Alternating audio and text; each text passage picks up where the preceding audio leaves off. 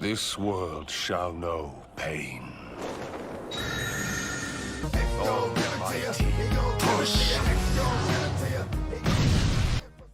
In the capital city of the faraway Oriental Kingdom was a notorious little girl. Her excellent fighting skills exceeded those of boys, and being arrested was part of her daily routine, for she made a living by pickpocketing in the market. An army officer noticed her talent in fighting and adopted her. Through a rigorous training and education in the new home, the girl grew up to be an elegant young lady, as if she had been born to that family from the very beginning. The time came for her to work for the family, but she was ineligible for taking the public hiring examination in spite of her intellect. Since she was a child of a concubine, the only option left for her was to join the Order of the Apricot and become one of the warriors. The girl started training in the order a year after she decided to join it. The girl never flinched in the order, where it was full of great warriors from all walks of life. A year later, the girl graduated from the apprenticeship, and another year later, she became eligible for being elected as the Maehwa, the leader of the female warriors. While she was elated by her own success, an old woman visited.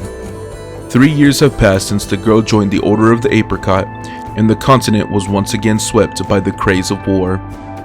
The war was an opportunity for the warriors in the order to develop their career, and the girl, needless to say, took part in the war and gradually made her name as the next leader of the order.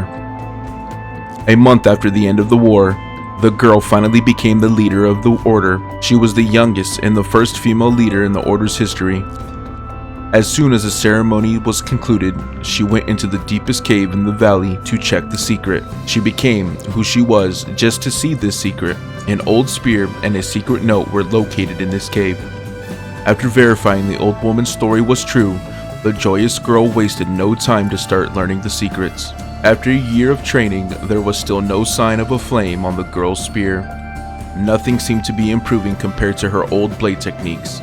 However, as it was her only dream, she did not give up and kept training every single day. The news of her step-parents' passing found its way back to her, but she did not care, only focusing on the secret of the Crescent petal. Her martial arts were simply not advancing at all, and that was about when she started having nightmares. She had to confront the sacrificed colleagues, subordinates, innocent civilians, and the contenders every night.